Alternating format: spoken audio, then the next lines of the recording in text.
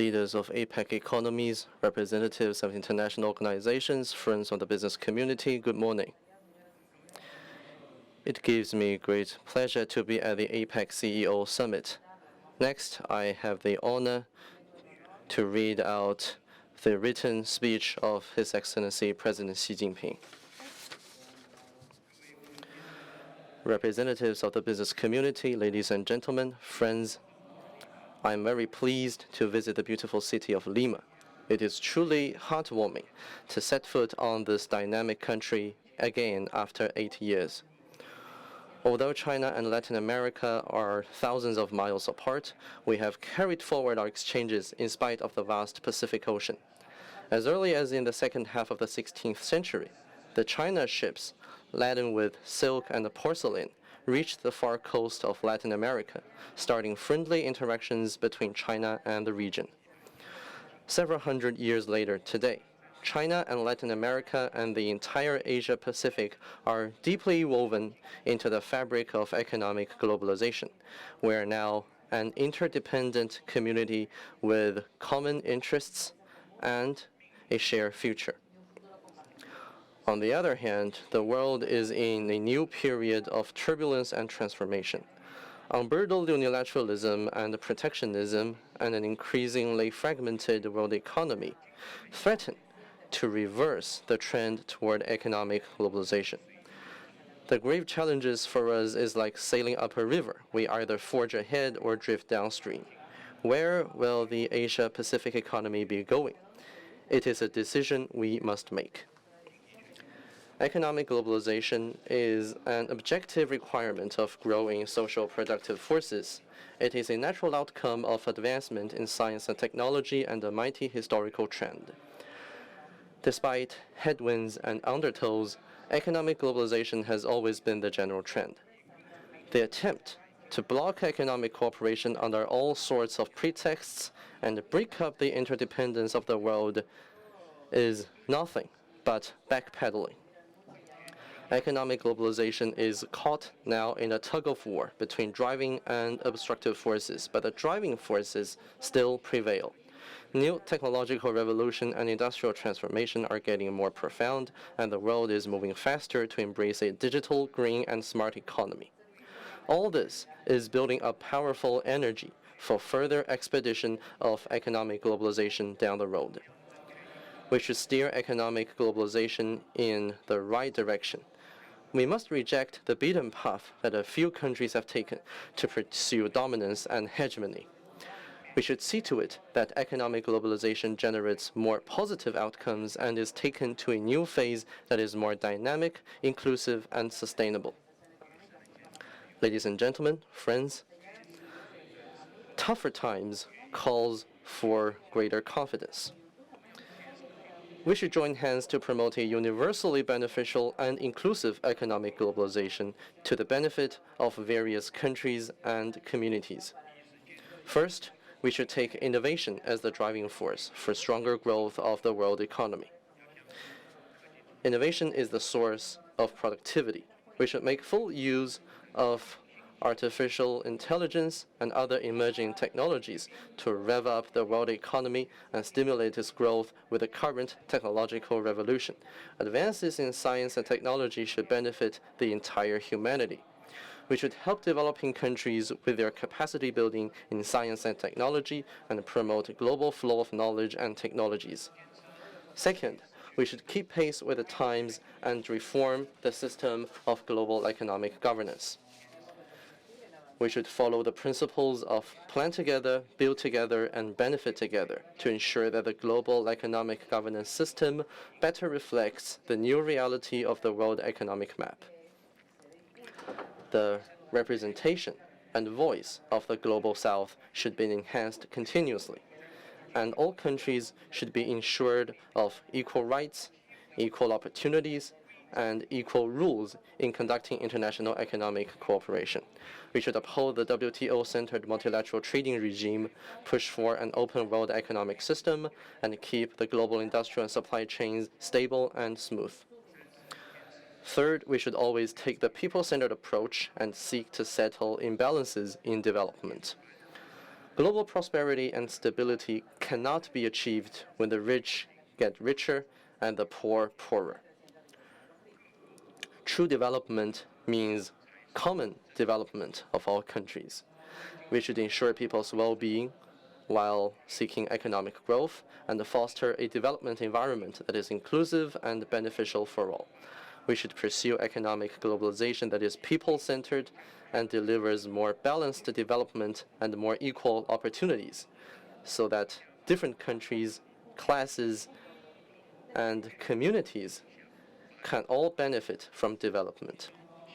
China hopes that all parties will take an active part in the Global Development Initiative to help expedite the implementation of the 2030 Agenda for Sustainable Development and promote balanced and full development of all countries. Ladies and gentlemen, friends, APEC was born on the eve of the end of the Cold War when a new round of economic globalization was gradually emerging, and has since taken it as its mission to promote economic globalization. It has contributed immensely to boosting trade and investment liberalization and facilitation in the Asia-Pacific, economic mutual benefit between member economies, and the interests and well-being of the people in our region.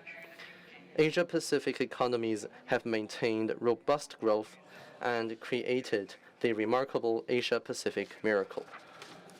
The success of the Asia-Pacific is due to our firm commitment to peace and stability in the region, to our continuous practices of true multilateralism and open regionalism, and to our deep faith in the trend toward economic globalization as well as mutual benefit and mutual success.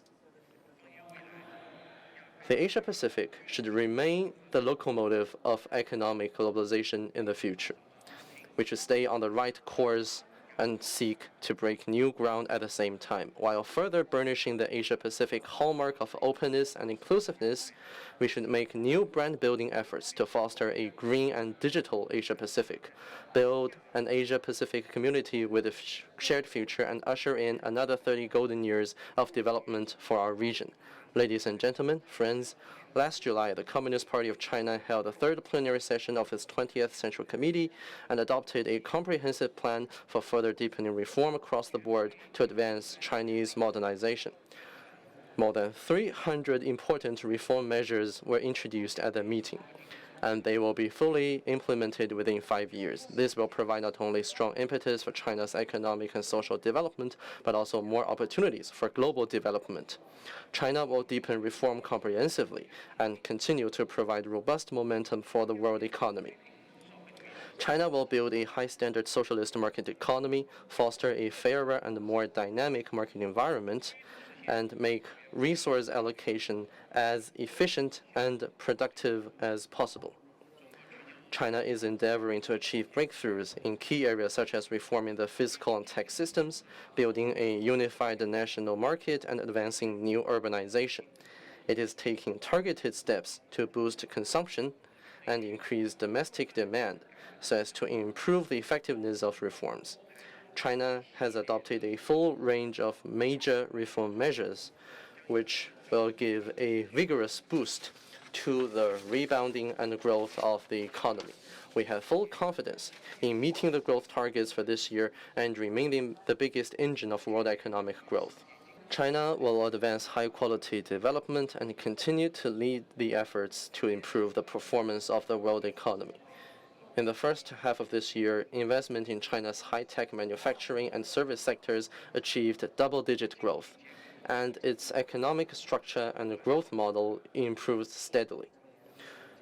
China will continue to nurture new quality productive forces in line with actual conditions, promote deep integration of the real economy and digital economy, boost the service sector, further modernize infrastructure, and make industrial and supply chains more resilient.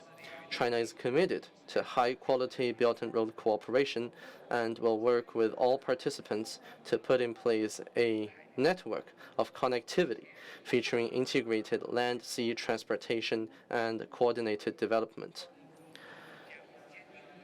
China will stay firmly on the path of green development and continue to be an important force for global green transition. In recent years, the green quotient in China's social and economic development has continued to rise. China has become the first country around the world with zero increase in land degradation, and its newly added area of afforestation accounts for a quarter of the global total. China is actively expanding new energy sectors and facilitating international cooperation on green mining. It has achieved one of the world's fastest rates of energy intensity reduction. China's wind and solar power products have helped other countries reduce about 810 million tons of carbon dioxide emissions and enable them to access clean, reliable, and affordable energy. All this has been an important part of the global effort to address climate change. China will build new, open, and higher standard economic systems and continue to share China's development opportunities with the world. Opening up is a defining feature of Chinese modernization.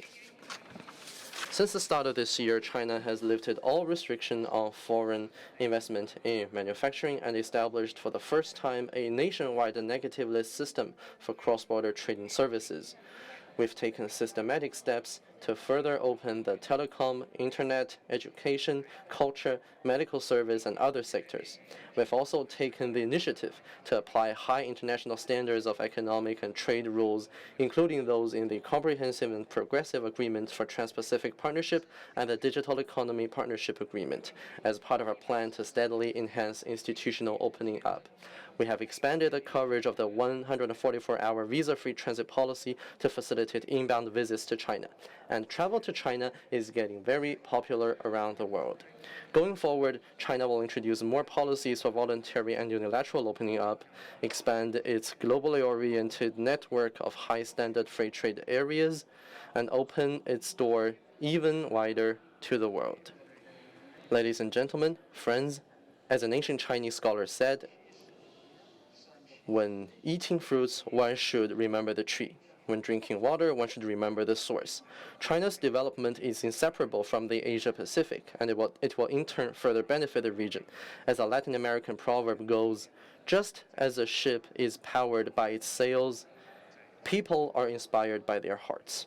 I am pleased to learn that from Shanghai to Shanghai has become a fashionable saying in Peru, an echo to the China ships that arrived here over 500 years ago.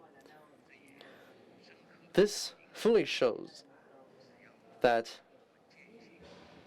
as long as we act in the spirit of openness and connectivity, the vast Pacific will become a thoroughfare for more prosperity and growth. Let us enhance our solidarity and cooperation, stand up together to the global challenges, jointly build a community with a shared future for mankind, and form a mighty force for the common prosperity of the world and a brighter future for humanity.